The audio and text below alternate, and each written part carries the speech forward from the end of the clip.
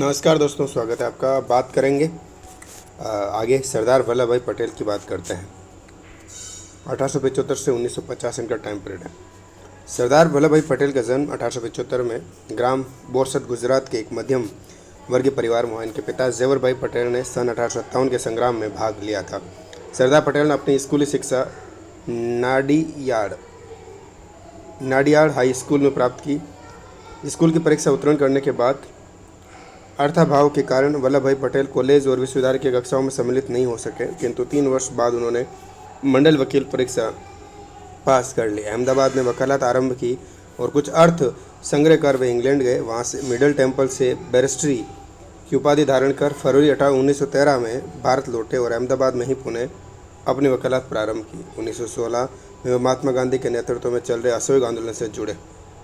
वे त्याग, अध्यवसाय और संगठनात्मक कला से शीघ्र ही शीर्ष नेता बन गए। इनके जीवन का महामंत्र भारत को सप्रण, सशक्त और परम दृढ़ बनाना था। सरदार पटेल ने 1924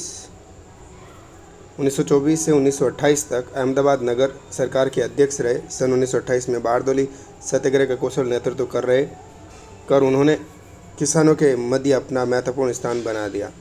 पटेल द्वारा बारदौली सत्याग्रह के सफल नेतृत्व ने गुजराती राजनीति पर एक छत्र प्रभाव स्थापित किया और महात्मा गांधी ने आंदोलन को कुशल नेतृत्व प्रदान करने के लिए उन्हें सरदार की उपाधि दी। सरदार की उपाधि किसने दी थी? महात्मा गांधी ने दी थी, याद रखिएगा। सरदार वल्लभ भाई पटेल को सरदार की उपाधि महात्मा गांधी ने दी थी, ठीक है। बात करें वर्ष 1931 में अखिल भारतीय कांग्रेस के अध्यक्ष बने। इस अधिवेशन में मौलिक अधिकार विषयक प्रस्ताव पारित हुआ। भारत के संवैधानिक विकास क्रम में यह प्रस्ताव अत्यंत महत्वपूर्ण सिद्ध हुआ। सन 1941 के व्यक्तिगत सत्याग्रह आंदोलन में सन 1942 में भारत छोड़ो आंदोलन के समय वल्लभ भाई पटेल जेल गए थे। स्वतंत्रता संग्राम के दिनों में वल्लभ भाई पटेल गांधीवादी विचारधारा के अग्रदूत थे। वे भारत को शक्तिशाली राष्ट्र के रूप में देखना चाहते थे। उनकी आंखों में राष्ट्र का गौरवमय चित्र अंकित था। इस कार्य में उन्होंने अपना संपूर्ण जीवन लगा दिया। ये सत्य था कि सरदार पटेल महात्मा गांधी के परम अनुयायी में से एक थे। स्वतंत्र व्यक्तित्व के धनी थे। सामान्यतः उन्होंने गांधी जी के आदर्शों को क्रियान्वित किया, किंतु भारत विभाजन के प्रश्न पर उन्होंने अपने स्वतंत्र व्यक्तित्व का परिचय दिया और गांधी जी को अपने मत से सहमत किया। सन 1946 की अंतरिम सरकार में वल्लभ भाई पटेल गृह और सूचना प्रसारण मंत्री बने थे। जुलाई 1947 में राज्य के मंत्री, 1948 के बाद वो गृह एवं राज्य मंत्री बने। नेहरू के साथ कांग्रेस में कोई शक्तिशाली प्रभाव व्यक्तित्व था तो वो पटेल थे। सरदार पटेल ने गृह मंत्रालय का कार्य बड़ी योग्यता व दक्षता से किया।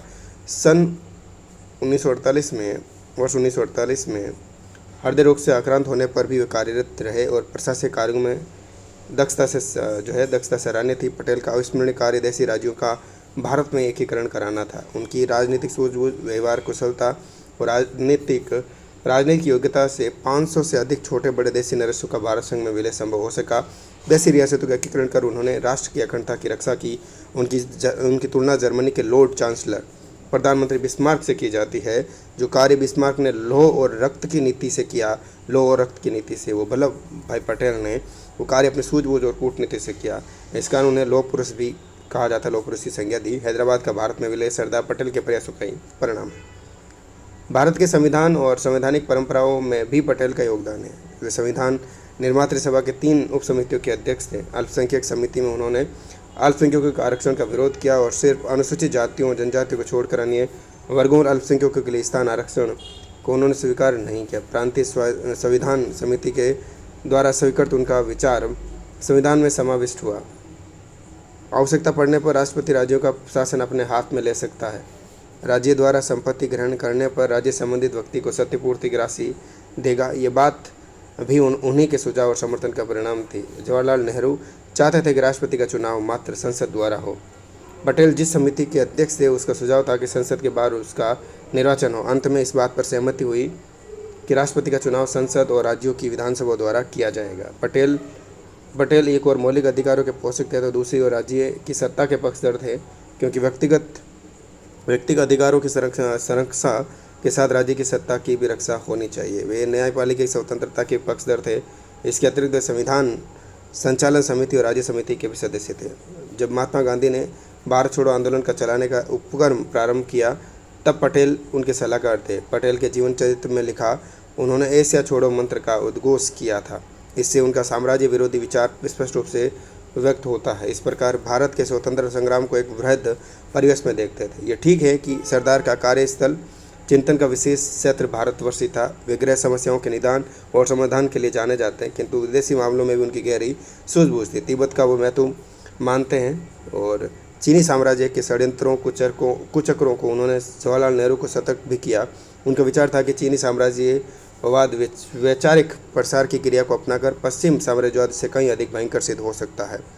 अतः पटेल ने नेपाल, भूटान, सिक्किम, आसामी जनजातियों के विषय में विचार पूर्ण नीति के क्रियान्वयन पर बल देने के आग्रह किया। सैन्य शक्ति का विस्तार, संचार प्रक्रिया की समुचित व्यवस्था, चौकियों की सुरक्षा, बर्मा के साथ अच्छे संबंध बनाना चीन के विरुद्ध शक्ति के साधन हो सकते हैं, ऐसा पटेल का विचार था। उन्होंने चीन की राष्ट्र संघ में वकालत करने के प्रश्न पर भी पुनः विचार की आवश्यकता प्रतिपादित की। पटेल राष्ट्रभक्त, स्वतंत्रता संग्राम के अमर सेनानी, दृढ़ प्रतिज्ञ, दूरदर्शी और विशाल व्यक्तित्व के स्वामी थे।